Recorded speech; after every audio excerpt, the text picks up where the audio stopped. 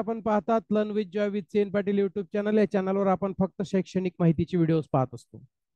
गेल्या 2-3 व्हिडिओपासून आपण नीट परीक्षेच्या बाबतीतली महत्त्वपूर्ण अशी माहिती देत आहोत. आणि मागच्या व्हिडिओमध्ये मी सांगितलं होतं की नीट 2024 ही जी काही मे महिन्यामध्ये होऊ घातलेली परीक्षा आहे त्याच्यासाठीचा सिलेबस नेमका काय असणार आहे तो आपण आजच्या व्हिडिओमध्ये बघणार आहोत. सिलेबस फॉर नीट 2024.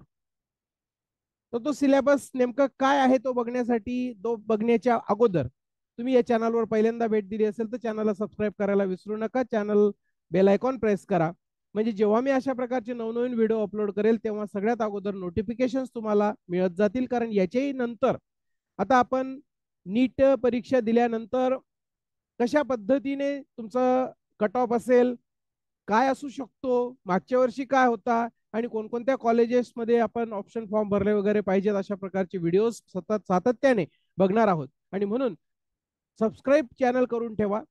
तुम्हाला जास्त त्याच्यासाठी काही मेहनत घ्यायची आवश्यकता नाहीये. फक्त या सबस्क्राईब बटनावर क्लिक करा, बेल आयकॉन प्रेस करा, म्हणजे झालं. आणि जर तुम्ही याच्या अगोदरच ऑलरेडी चॅनल सबस्क्राईब केलं असेल तर पुन्हा करण्याची आवश्यकता नाही. मित्रांनो, बघूया आपण नेमकं सिलेबस काय आहे.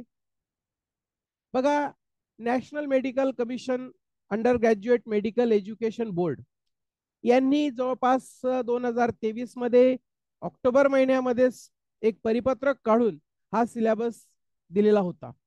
आणि तो सिलेबस आपल्याला कदाचित माहिती असेल तरी सुद्धा आपली रिव्हिजन व्हावी त्यासाठी सांगतोय आहे syllabus for NEET 2024.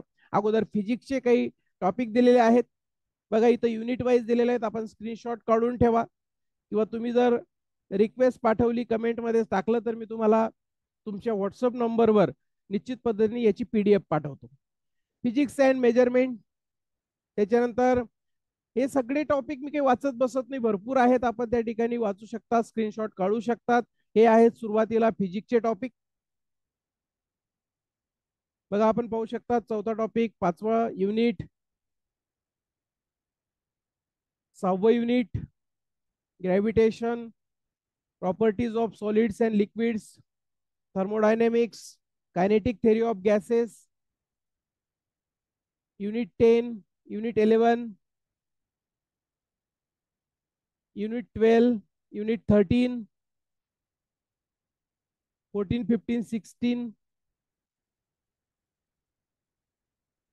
Experimental skill, unit 20. हे सगळं वाचत बसलो तो वेळ जाईल, व्हिडिओ मोठा होईल, म्हणून मी प्रत्येक टॉपिक वाचत नाही, त्याचे सब टॉपिक पण वाचत नाही. आपण स्क्रीनशॉट काढा किंवा ही PDF मी तुम्हाला पाठवतो. आता हा इथं फिजिक्स संपला, आता केमिस्ट्री.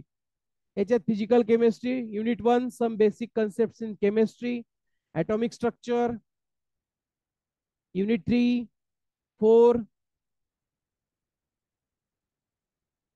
युनिट 5, 6, 7, 8, केमिकल कायनेटिक्स पर्यंत, 9, 10. आता इथून 8 युनिट संपल्यानंतर इनऑर्गॅनिक केमिस्ट्री सुरू होत आहे. ऑर्गॅनिक केमिस्ट्री युनिट 13,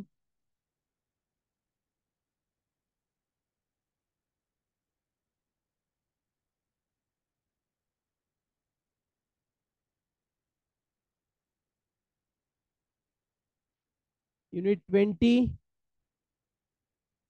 आता इथून आपल्याला बायोलॉजी सुरू होत आहे.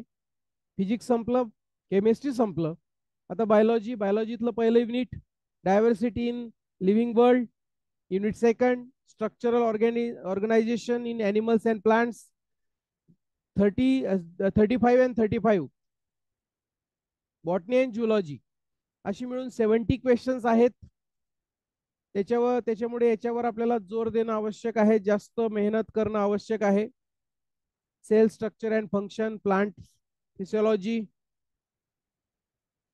Human physiology,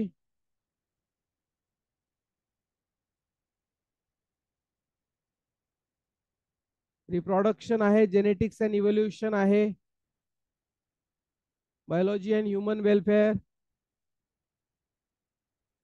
biotechnology and its applications, ecology and environment. तर हे होते सगळे टॉपिक्स. आपण त्याचे स्क्रीनशॉट काढून ठेवा. अभ्यासाला सुरुवात केलेलीच असेल.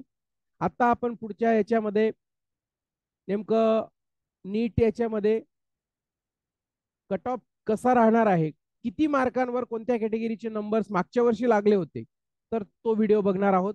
तोपर्यंत थांबतो. हा व्हिडिओ इतरांना शेअर करायला विसरू नका. थँक्यू.